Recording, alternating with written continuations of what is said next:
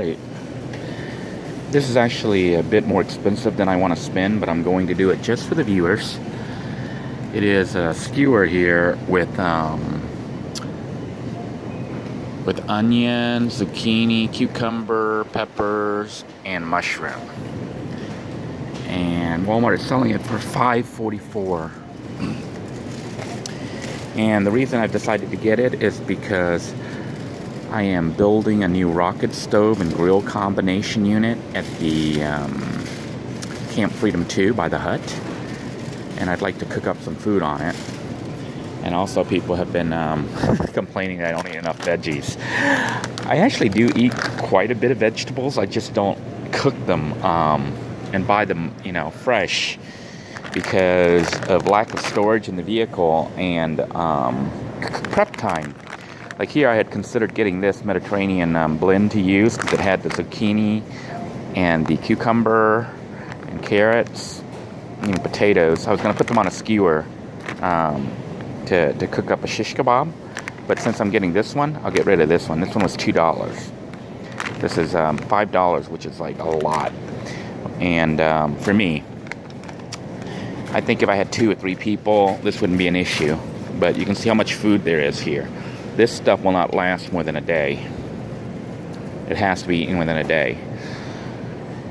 So I've opted to get it because I'm planning on actually splitting it up and using it for 2 meals. At least 2 different meals. So that comes to at least $2.50, maybe a little bit more than $2.50 for the veggies. And I also bought some meat, which I didn't get on sale today because I came in a little too late. It was like 7:30, 8 o'clock in the morning, and all the markdowns are gone. This is $4.41 for some boneless country-style ribs, which is going to be the meat that we're going to use for the shish kebab. What I'm planning on doing is using this to make 2 different meals. We're going to make shish kebabs on the new rocket stove / grill unit to test it out, and then we're going to use the leftovers to make Thai fried rice, pork fried rice. So I figure just the ingredients here are more than $10. That means each meal is going to cost me about $5 or $6, and that's just the food, and that doesn't, you know, so it's about $6 a meal.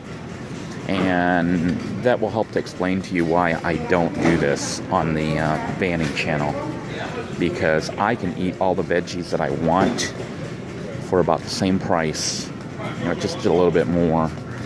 And I also get to eat exotic stuff with it, which I will show you in a future video. I gotta put this thing back. I don't want to just toss it anywhere. It was a California blend, so it needs to go with the California blend stuff where I got it from. It's right here. You can see that was $2. So just looking at the ingredients we have, and this isn't even everything. We still got the rice and some other items I got to pick up. This was the cheapest one that I found, was almost $4.41. So this is about $10 right there, the meat and the veggies, $10. And from that I'll be able to make 2 meals. So $5 plus per meal.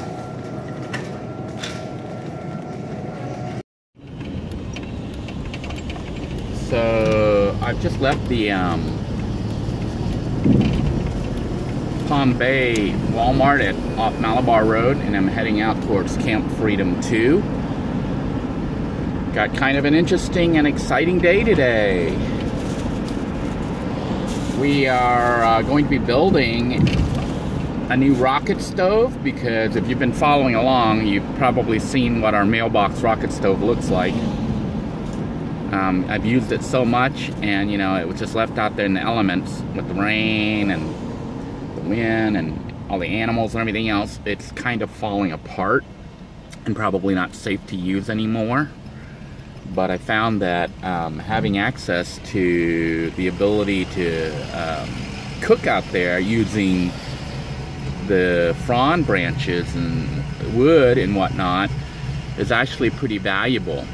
It allowed me to make food that I normally would not be able to cook. So, or I mean, I could cook it, but it wouldn't taste as good. So having that ability is important enough that I think it's a good idea to put up another rocket stove. Now, I could look for another mailbox and make another mailbox rocket stove, but we've already been there, done that, right? So I thought that it might be interesting to show viewers how you could get some cinder blocks, and with a little bit of creative thinking, you can come up with a really nice cooking unit. So whether or not my idea actually works remains to be seen. I guess we're going to find that out today. I'm planning on building a 2-burner rocket stove with a grilling unit on it, all for under $10. You could buy a portable grill for about that same price, a small little one, but where's the fun in that, right? The other thing is I think this will be more versatile, and it's a lot more stable and also kind of semi-permanent. I mean, somebody could take the cinder blocks and move it apart and whatnot, but I'm planning on leaving it at the camp, at Camp Freedom 2, so that anyone visiting can use it. Ah, that reminds me, I gotta stop by the Dollar Tree. Thank goodness I thought, talking about this, otherwise I'm gonna have an issue with the build. What I need to pick up from the Dollar Tree is some cheap aluminum pans, you know, the baking pans that you would put like chicken or turkey or whatever in. I need several of those because that's what we're planning on putting as the bottom of the grill unit as well as the rocket stoves. And the reason I'm bothering to put in the pans is so when you put your fuel in there and burn it, you can just take the pan out, and quench the fire and then put it back in. Otherwise, you have to take apart the whole rocket stove and it becomes kind of a mess. Walmart has those pans, but they were wanting too much for it, like $3 to $5 for a pack. And I don't want to spend more than $1. I might have to spend $2 on this, and that's about it. The total cost in materials right now for the rocket stove that we're building with the cinder blocks and the oven rack that I got is like $8. So I got about $2 more to spend, which is going to be on the the aluminum pans, and that should give us a completely functional cooking system that'll be easy to maintain and clean. We are pulling up into the shopping plaza, which has Dollar Tree. It's the one on the corner of Malabar Road and Minton Road. And the reason we're coming here is to pick up the foils, not the foils, but the cooking pans, the aluminum cooking pans. But I wanted to talk a little bit about what's happening right now.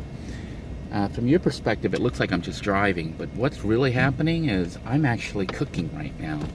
I'm cooking rice as I drive. Now, as I go into the store, I'm gonna have to shut the system down, but I think I have enough power in my new upgraded house battery, because it's like 114 amp hours, and I used probably about 8 amps, maybe. Last night sleeping with the fans on. Actually, I ran both fans for part of the night. So I probably used up about 12 to 14 amps. And I think I have plenty of power left in it. And it's charging right now as I drive, so it charged back up a little bit. I'm not going to leave it on high mode, though. I'm going to switch the rice cooker to low mode, so that, because I'm going to disconnect the system and let it cook off the house battery system while I'm inside the Dollar Tree shopping for about 5 or 10 minutes. That will allow the rice to stay warm, while it's cooking. And then when I come back out, I'm going to, this door is like seriously messed up. Got to work on my door for a little Bluetooth here. It's not opening from the inside, which is a very dangerous situation. I have to open the window and then stick my arm out there and open it from outside. Anyhow, I'll be back.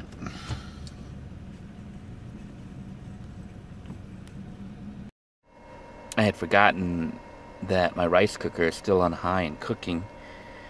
So I arrived at the camp and the food's not fully done because I had powered it off halfway through and forgot to turn the unit back on until I had traveled down the road quite a bit.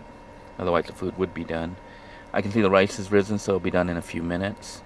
But we are currently at Camp Freedom 2, and I'm going to go ahead and... Oh, and there it goes. It just shut off. So it is fully cooked as of right now.